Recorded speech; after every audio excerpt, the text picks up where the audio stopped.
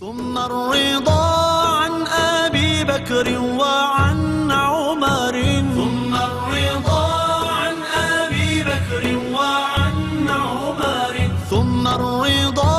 عن أبي بكر وعن عمر وعن علي وعن عثمان ذي الكرم مولاي صل وسلم دائما أبدا على حبيبك خير الخلق كلهم.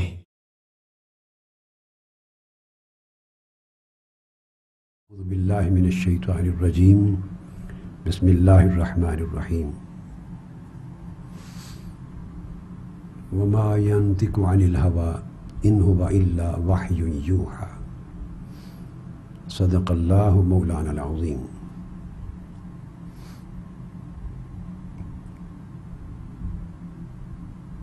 محترم مشائخ اعظام، علماء کرام، معزز اساتذہ و طلباء، عزیزان ملت اور جملہ سامعین و ناظرین،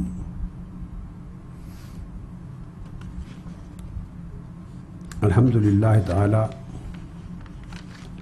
ہم نے اللہ جل مجدہ کی توفیق سے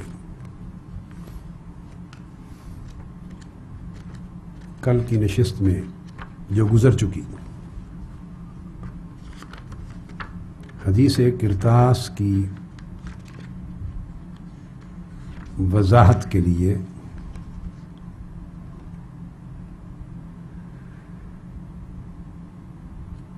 صحیح بخاری اور صحیح مسلم سمیت ان تمام احادیث کا مطالعہ کیا اور ان کے متون یعنی ہر ایک حدیث کے متن کا، ٹیکسٹ کا ایک ایک لفظ پڑھ کے اس کا تجزیہ کیا تھا اور اس سے اخذ اور ثابت ہونے والے جملہ اہم نکات کو شرح و بسط کے ساتھ بیان کیا اور چند حقائق جو اس سے اسٹیبلش ہوئے تمام روایات سے، جملہ صحیح اسناد سے مروی احادیث خواہ بخاری میں جتنے مقامات پر آئی ہیں ان ساروں کا مطالعہ کر کے، یا مسلم صحیح مسلم میں آئی ہیں،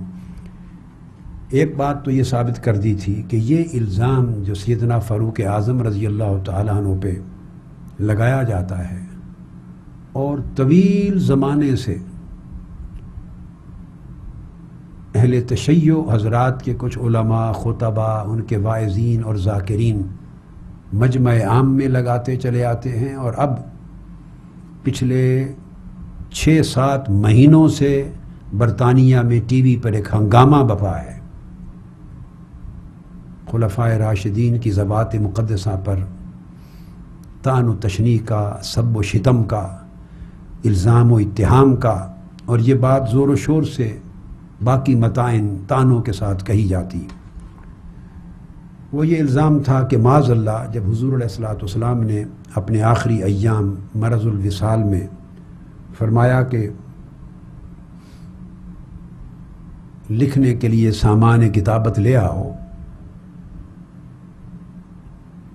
تو گویا پہلی بات تو یہ کہ سیدنا فاروق اعظم رضی اللہ تعالیٰ عنہ انہوں نے منع فرما دیا۔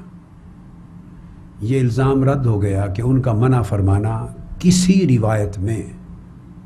کسی ایک روایت کی نص میں بھی موجود نہیں، ثابت نہیں۔ یہ ایک جھوٹا الزام تھا۔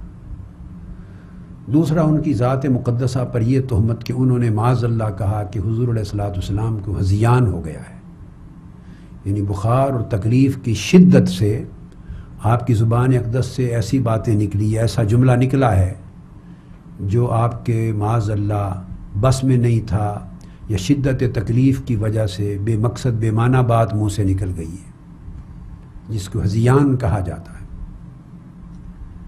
یہ بات ثابت ہو گئی کہ ہذیان کا کلمہ سرے سے کسی ایک حدیث کے متن میں موجود ہی نہیں ہے، یہ بھی ایک جھوٹا الزام تھا۔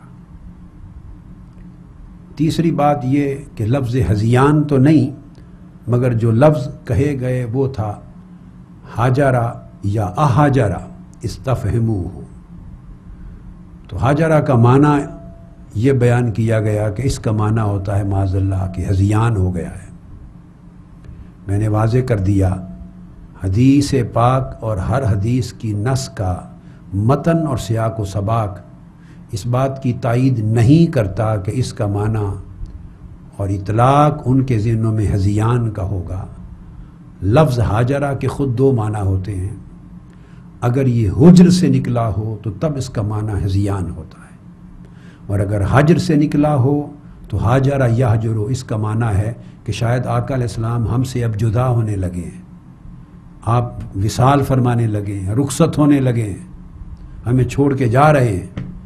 اسی لفظ سے لفظ ہجرت اور مہاجر نکلا ہے۔ تو اس کی طرف اشارہ تھا کہ آپ کا آخر وقت میں یہ فرمانا کہ لاؤ سامان کتابت تمہارے لیے کچھ وصیت لکھوا دوں، لگتا ہے کہ آقا علیہ السلام کا آخری وقت آ گیا ہے، کہیں ہمیں چھوڑ کے رخصت تو نہیں ہو رہے، یہ تشویش لائق ہوئی۔ یہ معنی قرین قیاس اور امام کرمانی نے، امام نووی نے، امام اسقلانی نے،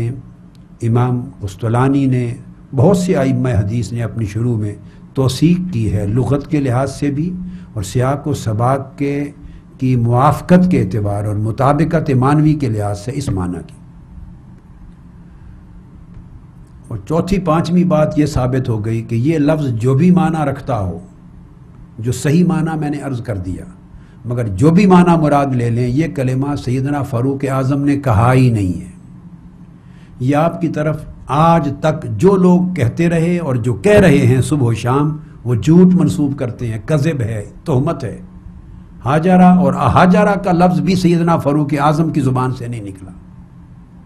اور میں نے تمام متون جملہ احادیث کے جملہ طرق اور اسانید سے پڑھ دی آپ کو کل، ایک ایک لفظ، اور میں نے کوئی ایک روایت چھوڑی نہیں ہے پڑھنے سے کہ چھپا لی ہو۔ یہ لفظ کسی روایت میں نہیں آتا کہ یہ سیدنا فاروق اعظم نے کہا، ان کی طرف منسوب ہی نہیں ہے۔ تو یہ کذب اور تہمت تھی جس کو رد کیا۔ کسی روایت میں آتا ہے کہ موجود لوگوں میں سے کسی نے کہا، کسی میں آتا ہے کہ بعضوں نے کہا، اور میں نے واضح کر دیا تھا کہ اختلاف اور نزاع کرنے والے چونکہ صحابہ کرام نہیں تھے اس موضوع پر، تمام روایات سے ثابت ہوتا ہے کہ اختلاف اہل بیت اور بنو ہاشم میں پیدا ہوا،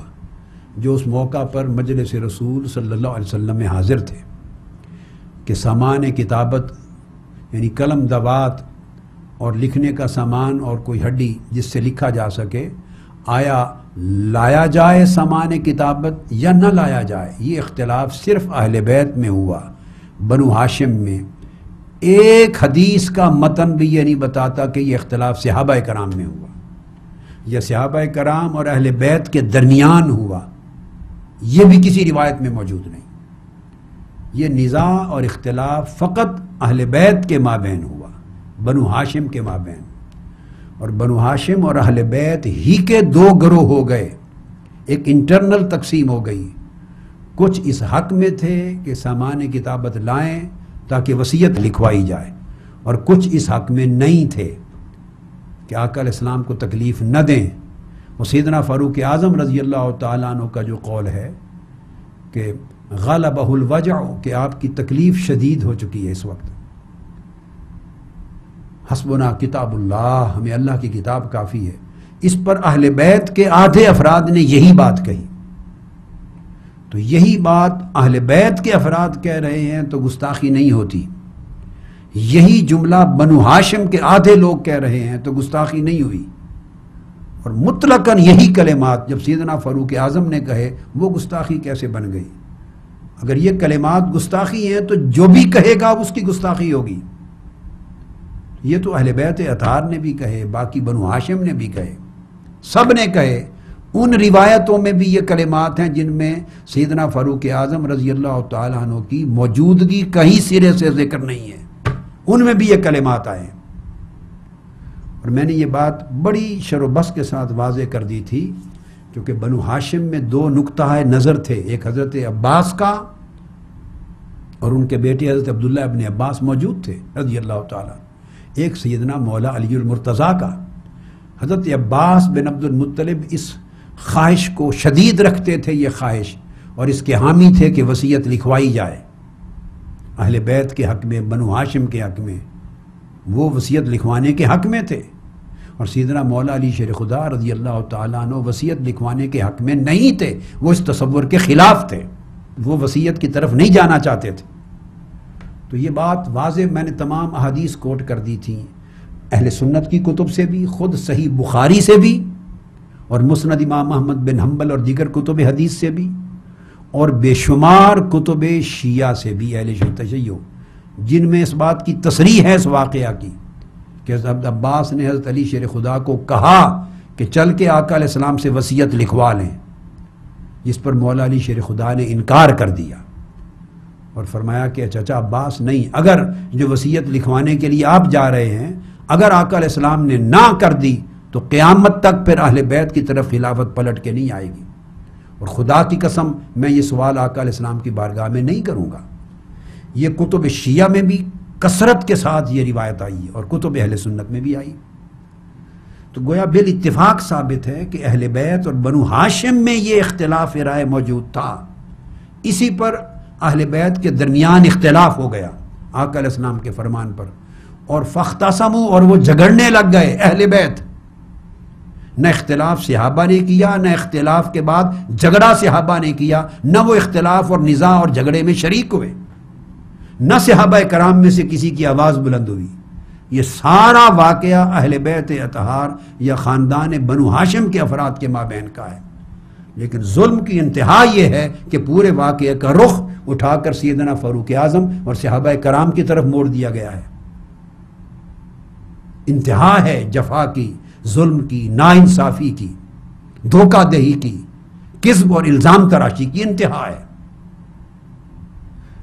اگر بھئی کسی ایک روایت اور حدیث میں، بخاری مسلم میں جہاں آیا، ایک میں بھی اگر یہ بات آ جاتی اور باقی 10 میں یہ بات نہ ہوتی تو چل میں اس کو کوئی وزن دے دیتا میں کہ ایک روایت میں تو ہے۔ کسی ایک روایت میں بھی ہلکا سا اشارہ بھی نہیں ملتا کہ یہ صحابہ کرام نے اختلاف کیا ہے، یا انہوں نے آواز بلند کی ہے، یا ان کے مابین نزاع اور جھگڑا ہوا ہے۔ ہر روایت بتا رہی ہے کہ یہ اہل بیت کے درمیان ہوا۔ فاختلف اہل البیت واختصموا، جگہ جگہ یہ کلمات آئے، اہل بیت میں اختلاف ہوا کہ لائیں وصیت لکھوانے کے لیے سامان کتابت یا نہ لائیں، دو گروہ ہو گئے۔